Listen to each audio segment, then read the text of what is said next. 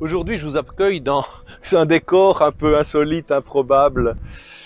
Pourquoi je vous amène ici aujourd'hui? J'y reviendrai tout à l'heure, mais pour ce lumineux dimanche, lumineuse parole de Dieu, avec tout d'abord un prophète Isaïe qui s'adresse à une communauté qui est en exil à Babylone depuis une cinquantaine d'années et qui désespère en se disant: est-ce que Dieu nous écoute encore? Est-ce que nous sommes encore entendus et aimés par ce Dieu parce que nous sommes déracinés, déboussolés? Isaïe prend l'exemple, comme souvent les images de la métaphore, de dire que la pluie, la neige qui vient du ciel va retourner au ciel en ayant accompli quelque chose. La mission est de proposer dans cette création un bien pour le bien commun, pour la nourriture, tant spirituelle que corporelle, et pour sa finalité. Mais elle a une finalité d'être transfigurée en emmenant avec elle quelque chose qui ne nous appartient pas, qui est pour nous encore un peu trop lumineux. Et c'est dans le sens également de la lettre de saint Paul apôtre aux Romains, où il s'adresse à ses congénères en disant que dans le fond, il y a une espèce d'enfantement, vous savez, tant dans la création que dans notre propre être spirituel et corporel. Nous sommes en devenir d'être des enfants de Dieu en plénitude, mais ici-bas, nous nous accomplissons et nous nous unissons à lui dans une finalité qui ne nous appartient pas. Et là aussi, il y a parfois une attente qui peut être lourde, parce qu'on se sent justement, comme dans les déportés d'Isaïe, il y a le sentiment d'être déraciné, de ne pas être entendu, de se sentir en décalage par rapport à toutes les valeurs de ce monde. Et tout ça peut nous perturber. Mais je crois que ce qui est important, c'est de dire que nous sommes chacun un maillon de cette chaîne d'une création qui finira quand toute l'humanité terminera. Et on espère toujours que notre action puisse être entendue, puisse être vue, puisse être évaluée dans notre monde, mais ça ne nous appartient pas.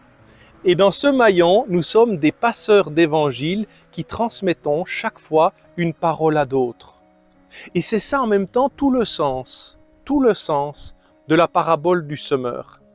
Cette parabole qui est dans le fond un conte, et d'ailleurs bien souvent, les personnes qui entendent un conte sont plus captivées, sont plus attentives.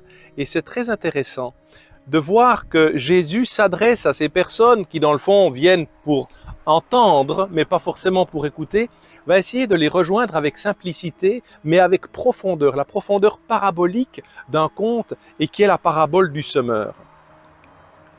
Cette parabole du semeur, c'est l'idée que l'on doit se sentir comme une graine qui est en permanente germination, mais également comme des graines et un ensemencement que l'on doit proposer autour de soi avec la parole de Dieu.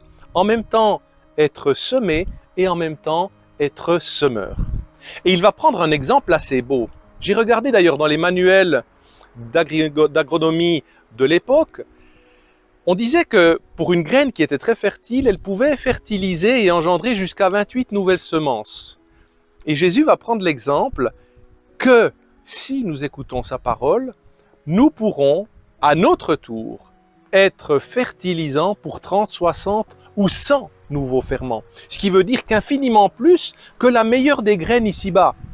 Nous serons donc une graine divine, nous pourrions dire. Nous sommes appelés à devenir une graine divine. Alors en même temps, il y a le sol rocailleux. Nous ne sommes pas toujours au beau fixe, nous ne sommes pas toujours un terreau fertile.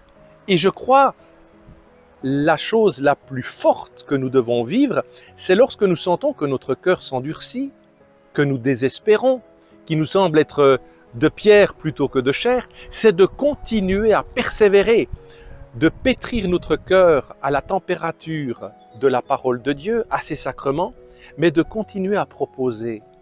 Même si nous ne comprenons pas, même si notre cœur est endurci, même si notre esprit est fermé, continuez à proposer cette parole. Parce que vous savez, c'est un effet collatéral. Plus cette parole va également sortir de nous-mêmes, plus elle va nous engendrer. C'est un mouvement permanent de va-et-vient. Mais il faut faire des efforts et la récompense viendra. Vous voyez, c'est justement tout le sens d'avoir du terreau, d'avoir de la fertilité, d'avoir du ferment. Il y en a toujours en suffisance, mais il ne faut pas que ça reste dans des sacs plastiques. Il faut que ça porte, il faut que ça sorte, il faut que ça s'enterre. Et parfois s'enterrer, ça peut être également dans notre propre vie. Il est dit une parole dure. C'est de dire que celui à qui on a beaucoup donné, on lui donnera encore davantage. Et celui à qui on a peu donné ou qui n'a rien, il se verra encore retirer ça. C'est quel sens? Le sens est à comprendre dans un accomplissement humain. Celui qui a donné, qui a semé, qui s'est engendré lui-même à la parole de Dieu, a grandi dans le don.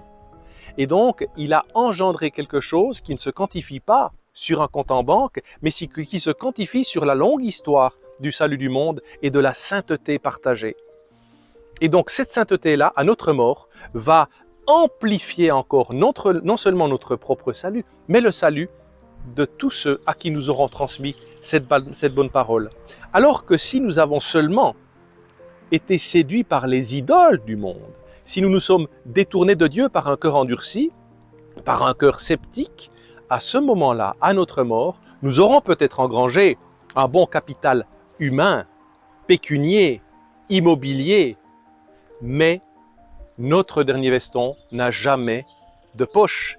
Et donc, ce capital-là est perdu à jamais.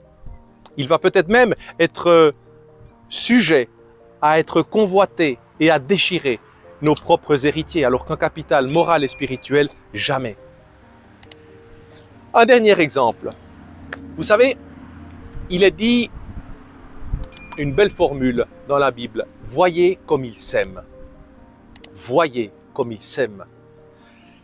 N'oublions jamais une chose, cette formulation peut se décliner avec deux sortes d'orthographes. Voyez comme il s'aime. Elles sont indissociables dans le cœur de Dieu, indissociables dans notre vocation de baptiser. Que celui qui a des oreilles entende. Je vous souhaite un lumineux dimanche dans la vigne du Seigneur. Laissez-vous ensemencer et ensemencer largement. À dimanche prochain!